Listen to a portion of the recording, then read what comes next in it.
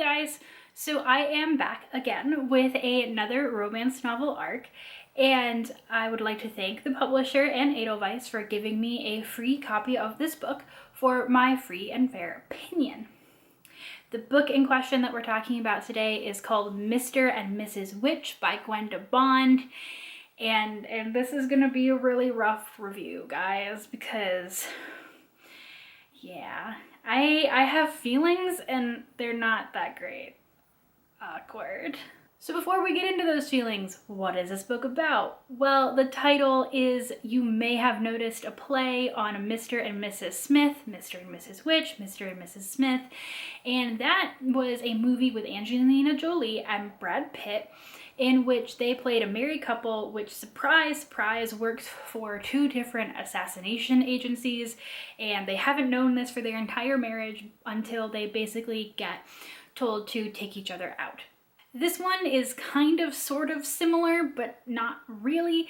So in this one, we have our characters of Savannah Wilde, or Savvy, and Griffin Carter. And Savvy is a witch. She is a member of a witch organization for which she is an operative and a spy, although her missions basically are like her going undercover to save familiars, or, deal with dark magic. Basically, use her witch powers to keep the balance. Griffin is a member of Hunter, which is basically an organization that at one point was more dedicated to eradicating witches and has now moved on to containing and controlling magic across the world. Savvy and Griffin have known each other for basically a year, and they are about to get married. Now, at their marriage, they bring some old family friends, and it turns out that these old family friends both include, on both sides, the biggest, baddest hunter and witch. And so people on either side start to realize, oh my goodness, there are witches here, and things go terribly, terribly awry. So the beginning part of the book, kind of slow, because you know that this wedding is going to go awry. So the whole lead up to it, this is a dual POV novel, so you get Savvy telling you how excited she is to get married, how her mom is not supportive, but her best friends are. Her best friends are Bree and Elle. And on Griffin's side, you get how he's ready for a marriage that's just like his parents, that is really great, except for his dad lies to his mom all the time because his mom doesn't know that his dad is also a hunter operative, and you meet his friends Diego and his brother Jared, and it's la la la, okay, moving on. And then the wedding happens, and needless to say, there's a lot of hurt feelings on both sides. And of course, the other is totally convinced that they've been lied to, and then, their two respective leaders tell them to take each other out or else.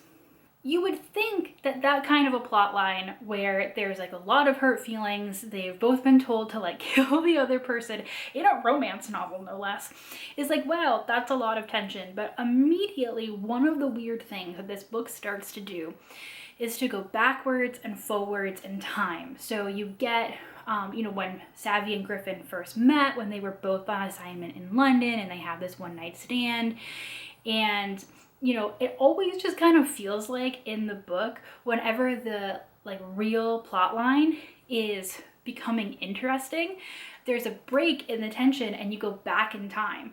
And it's really, really hard to care about those scenes because there is something like a battle, or someone is, deciding whether or not to kill their almost spouse.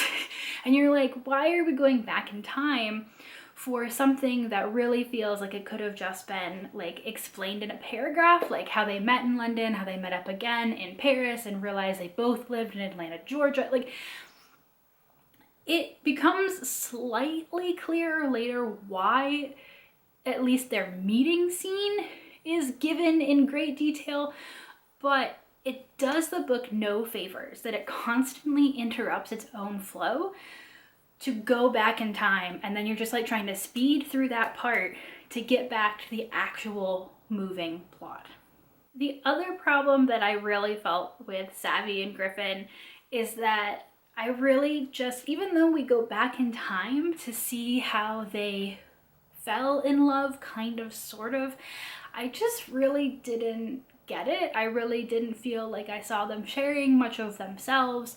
They basically meet in London and then fall into bed, and then Savvy runs off, and then they meet up again, and that time they apparently talk late into the night, but we don't actually get to see that. And by the time they're together in the book, they are, needless to say, have a lot of hurt feelings and have trouble trusting each other. And I'm just like, I don't get it. I don't get a lot of this. They just really didn't have much chemistry on the page. One of the great things about this book was the side characters. Diego and Bree specifically have really, really strong personalities, and I really thought that they were quite funny, and there are some good family dynamics as well. Griffin has a much different relationship with his parents than Savvy has with her mom, and that brings up some great conversation, but unfortunately it's all really pushed to the side, because while this is billed as a romance novel, it really feels more like a fantasy novel with a romance plot on the side. The relationship building, the family dynamics, all that kind of stuff. And I mean, does it make sense? Yes. They are literally fighting for their lives at all times. But it just kind of, if you're looking for that relationship, the family, you know, it's just really not in this book. And I don't really think I was prepared for that. I don't want to get into any spoilers, as we often do not in any of our reviews here. However, this book I was really lukewarm on, you know, going through it, the back and forth, and I was like, well, I like some of these characters and there's some interesting things going on, but like also, I don't know. And then you get into like the last fourth of the book, and I was like, oh my goodness, it is so unsatisfying. So, you know, there's that thing where like 75% of the way through, the characters have to have some kind of argument where they get split up. And this does happen because by that point in the book, Griffin and Savvy have decided to work together. Why they decide to trust each other again, no idea. It's kind of glossed over. They just have sex in a car. But then this thing happens where after basically Savvy has revealed one of the greatest secrets of Witchkin to Griffin, and like, I trust you, we're fine, we're back together, Griffin does something really silly that is completely blown out of proportion, and they go their separate ways again. And it's so anticlimactic, and you're like, you didn't talk about this, you just split, like, I don't get it. And then it's not resolved well either. Basically, one of the characters was like, wow, that was dumb. And they just like end up back together. And it's just like, what was the point of any of that? And then after all of like the fighting and the death and like this past violence against witches and against hunters that you hear about that have happened on both sides, the resolution is, again, weirdly anticlimactic. And you're just like, really? After all of that, this is how the resolution is going to go down? There's a really, really weird last minute like character thing that happens, and then the fight against the bad guys is not at all what you expect. And I was really just sitting there going, wow. I stuck it out thinking that this was gonna have like at least an explosive and fun ending, and then it really just went out with a whisper. So this is not my first Gwenda Bond. However, I think that it will have to be my last, because I don't think that it's fair to continue to read books by an author that I really clearly don't connect with. I really haven't had strong, good feelings about her other books that I've read either. And so, you know, there are authors that just aren't for certain people, and Gwenda Bond I just don't think is not an author that works for me. I ended up going with a 2.75 rating on this one on Storygraph. I don't think it was like terribly horrifically written, but I do think that the plot choices and the character choices that were made were they just weren't ones that worked for me. And I really had to slog my way through it. And again, really thought that, hey, I think at least the ending about this is gonna be really good and interesting, and it wasn't. So If you are a fan of Gwenda Bond's other books, maybe you want to disregard my review entirely, and that is fine.